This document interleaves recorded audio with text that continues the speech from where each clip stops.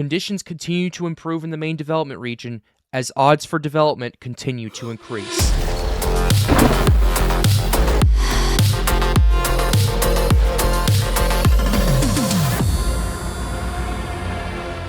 What is up, weather enthusiasts?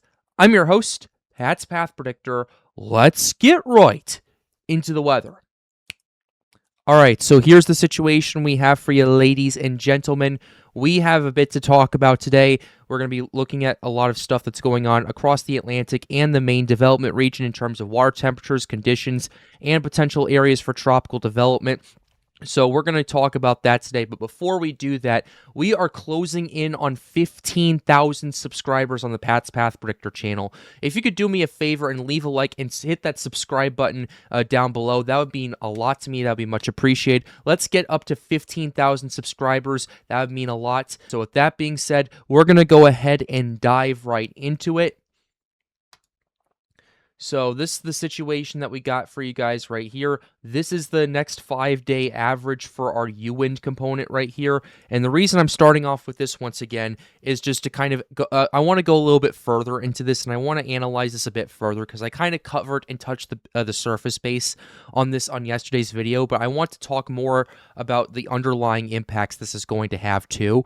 So let's go ahead and start right here. So taking a quick gander, next 5 days, across much of the main development region, the Caribbean, and the Atlantic Basin, you're seeing below average U-wind anomalies, which is basically an indicator of below average trade winds. And what that ultimately will do is it kind of correlates with the potential wind shear in the region, right? In these regions, and it also correlates to our water temperatures. In these areas right here, where there's lower trade winds, that means there is lower upwelling potential as well, and that means that there could be an increase in water temperatures going on as well. Those are all things that we're going to want to pay attention to and keep a very close eye on. But ultimately, over the next 5 days, lower trade winds across the deep tropics and across parts of the Caribbean as well. But let's go ahead and see what we have going on over the next couple of weeks. So as we start looking at this right here, definitely noticing a lot of those purple anomalies over here really starting to ramp up across parts of the tropical Atlantic and in parts of the Caribbean, outside of a few isolated areas in the subtropics and in the Gulf region as well, off the coast of Georgia and Florida too. So that's what we're seeing over the next week or so. You're definitely going to see those water temperatures start to increase, and you're definitely going to start seeing that shear starting to calm down as well and move further up to the north. We're going to talk more about that as well because I have a new update, and it's definitely an interesting one for sure. But ultimately, as time progresses, you do start seeing that shift a little bit more. You start seeing that become a little bit less purple and a little bit more red, indicating stronger trade winds, potentially stronger shear, and a little bit more upwelling in the main development region. This kind of correlates from what I was looking at yesterday, with starting around June 28th or so is when you're going to start seeing the shear starting to creep back into the MDR, and eventually by the time we get to around the 29th and 30th, the chances of development over there kind of slam shut for a little while.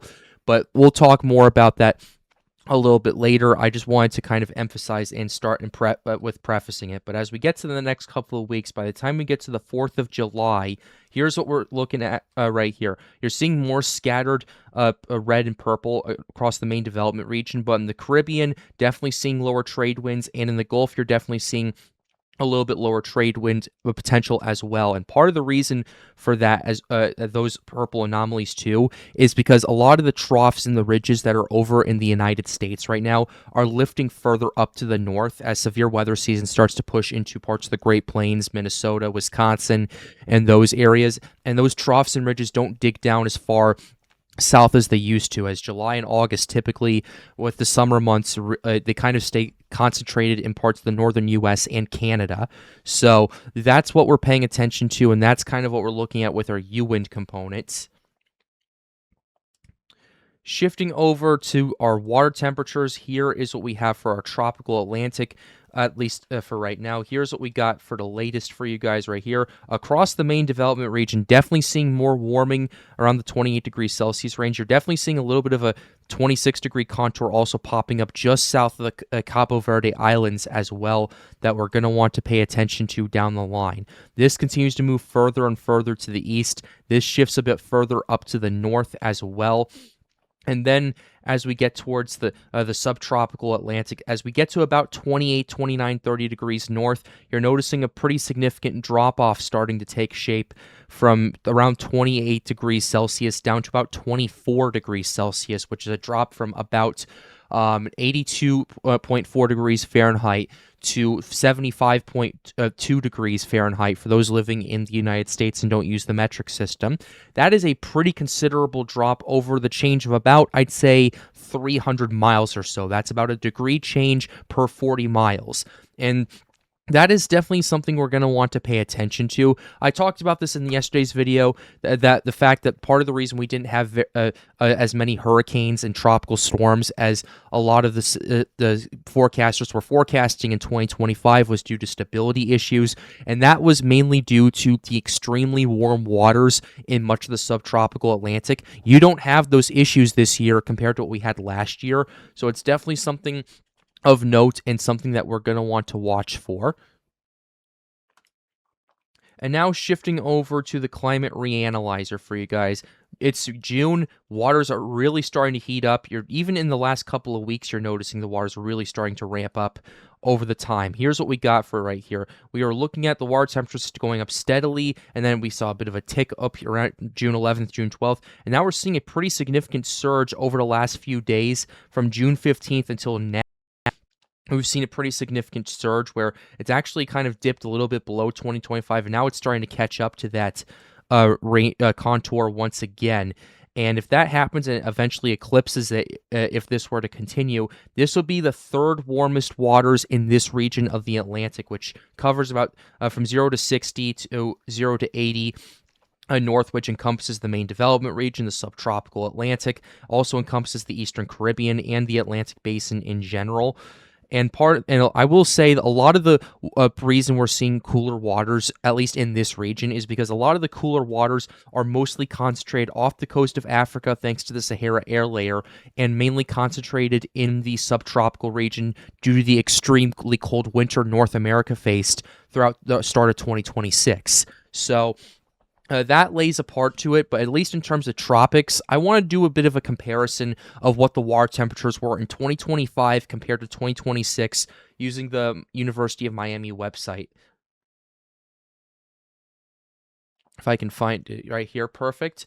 Here's what we had. Let's go ahead and get started. We're going to go ahead and shift back to 2025 for the month of June, and we're going to go to June 21st, 2025 for our water temperatures. Not exactly the most sophisticated, not the most sophisticated standard for this, but it gives us an idea of what we were looking at. So here's what we were seeing in 2025. A lot of warm waters in the subtropics. The loop current went in the Gulf Stream went way up to the north to even 40 degrees north. We were seeing water temperatures eclipsing 28 degrees Celsius in the Gulf Stream, mainly concentrated with the warmer waters around 30 to 35 degrees north was a huge pocket in the subtropical Atlantic.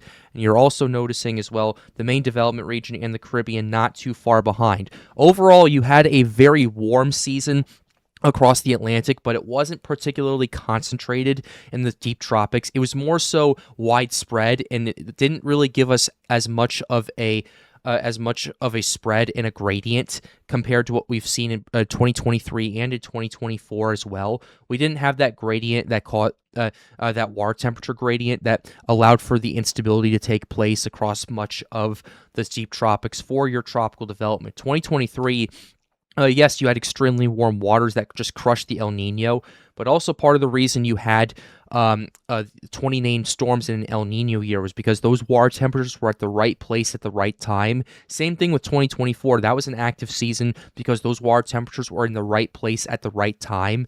and you had plenty of spread, and you had plenty of concentrated water in the deep tropics that really just powered through.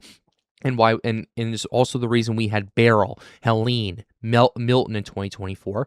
2025, yes, the waters were still extremely warm, which is why we got five, but rather 3 Category 5 hurricanes, excuse me, because of those water temperatures and the fact that when the stability did start to drop off and it became more unstable, the systems that developed just either were tropical storms or Category 5 hurricanes. It was literally you strike out or you hit a home run. It was literally a 3 true outcome season. I know I'm a baseball guy, but here's what we have for 2026. Let's go ahead and go back to 2026 for you guys right here. Let's actually go ahead and pull this up right here. This is what we got for you, ladies and gentlemen. A lot colder across much of the subtropics.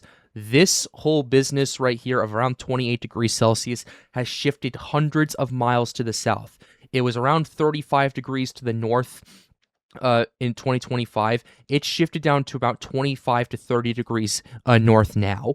There's a lot bigger a gradient, and a lot of those warmer waters are concentrated in the deep tropics. You do have exceptions, obviously. You have the water off the coast of Africa that's considerably cooler than average right now, which honestly, down the line, if that persists and the Sahara air keeps it cooled over there, and as long as it doesn't infiltrate too much into the main development region, you're going to have a higher ceiling in terms of the storms that do develop in over there. That's something that we're going to want to take kind of seriously as we especially get into July and August, and it's something that I am for sure paying attention to here on the Pat's Path Predictor channel. But shifting over now, we're going to go ahead and talk a little bit about wind shear and the dry air aspect of this now to go, okay, what exactly are we looking at for this right here, and how exactly is this going to pan out? So let's go ahead and start by looking at our bulk shear 200 to 850 millibar right here. Here is the European. So here's what we got for right now. We do have a bit of a shear pocket that is going to start developing over the next couple of days or so, and as time continues to progress, it really starts to get its act together as that shear pocket starts to pick up. Starting in about 48 hours from here, you start seeing that pretty significant pocket as you start seeing a ridge start to build up over in the western MDR. Trough starts to dig it down a little bit, but then another ridge starts to build it up and move it towards Africa over here north of the Cabo Verde Islands as well, which is why you're seeing a more troughy, ridgy pattern throughout the rest of June. And then for the next 7 days or so, you're going to have a situation where ultimately hold on, let's go ahead and do this real quickly. Where ultimately you have a situation where you have that pocket. You also have this whole business over here on the eastern MDR that might get its act together as well. So we're going to want to pay attention to that. We're going to want to keep an eye on it. By June 25th, that's when I would say the pocket is at its peak. And if we do see any tropical development, because I know there are a couple tropical waves over there, if we do see any development, that area would most likely have to take place, at least in terms of water temperature and shear. It would have to take place between, or I'd say now in June 28th, excuse me, because our peak chances, it does get to about, I'd say June 25th is when they would peak because the shear is at its lowest and it's at its furthermost northern extent. But by and large, you have the situation that by the time we get to June 28th, you start seeing that troughy, ridgy pattern starting to become more zonal, and it starts to slam shut across much of the Atlantic as we get to the MDR by even the early morning hours of June 29th. We start seeing a lot of shear starting to encompass much of the MDR over here. This is your typical late June setup right here. Your Caribbean graveyard starts to pick up over here. But then as we get to July, you start noticing subtle signs. The shear actually lifts further up to the north. And you're also noticing the more intense shear starts shifting further up to the north as well, and starts shifting by a pretty considerable margin too, especially on the eastern side of it. You're seeing another shear pocket developing, but you're also seeing this business over here starting to ramp up, and you're going to want to pay attention to it because we have because that on the eastern side of the MDR, you're looking at more shear infiltrating in the northern tropics or the subtropical Atlantic, and I talked about this in yesterday's video and how that might influence the dry air aspect of it. We're going to talk more about that in just a second. But before we do that, I want to see what our shear anomalies are looking at once again. So shear anomalies definitely are definitely there for sure. Definitely influenced by an El Nino for sure, and it's just also a typical late June, early July pattern as well. But considering the fact that we're seeing stronger shear as well further up to the north in the subtropics too, and especially at the angle of it shifting further up to the moving to the northeast instead of just moving east, is definitely intriguing to me as well, especially as we start over towards our relative humidity. So let's go ahead and look at the dry air aspect of this, because the dry air would be the wild card for development of this week, because if we see the moisture moving across much of the main development region, you have a pretty significant wave coming off the coast of Africa. You have dry air further up to the north that you're going to want to pay attention to. And you're also going to want to keep a very close eye on what's going on in the intertropical convergence zone. Models are picking up increased activity over there as well. So if there is a system that does start to develop over here, one of two things is going to have to happen. Either A, the wave is going to have to emerge off the coast of Africa and start getting its act together pretty quickly as long as that moisture pocket persists, or B, it's going to have a situation where it kind of attaches to the intertropical convergence zone, uses that for moisture, and then down the line it detaches from the ITCZ and becomes its own low pressure system. So that's kind of what we're going to want to pay attention to down the line. But ultimately, by the time we get to around June 27th, June 28th, notice more dry air moving into parts of the main development region, which is why I said around the 28th is when I'd say chances start to decrease. Even though you have a moisture pocket moving through parts of the Windward Islands and in parts of the Caribbean down the line, it's going to get sheared down pretty and cut to size by the time we even get to the Eastern Caribbean because of that graveyard over there. But watch as we start getting to around the 29th and the 30th over here, guys, because what we are noticing right here is you start noticing a little bit of dry air. Instead of shifting further into the deep tropics, you're also noticing a pretty big percentage of this actually moving further up to the north, both towards impacting Europe and also into much of the subtropical Atlantic, which that is a pretty considerable shift from what we've seen in years past, especially this early in the season too. Typically when you see this doesn't happen until I'd say about mid-August or so. Mid-August is when you start seeing that Sahara air kind of get pushed back by a low pressure system and then get pushed up to Europe. Typically, sometimes it happens earlier, sometimes it happens later. 2022 and 2024 were examples of that happening later. But ultimately, you're seeing a pretty considerable shift in the dry air aspect and in the Sahara dust, with more of it getting shifted into the subtropical Atlantic and getting shifted more so into the out of the deep tropics and out of the main development region. There's still going to be dry air there. There's still going to be dust there. I'm not saying that there isn't, but there's more of it that's shifting further up to the north than we've seen in years past. And that is something that I've been keeping a very, very close eye on over the last little while. So that's something we'll continue to keep you updated on, and it might open the door a little bit more, at least in terms of the dry air aspect, for tropical development as we get into maybe mid-July, late July as well.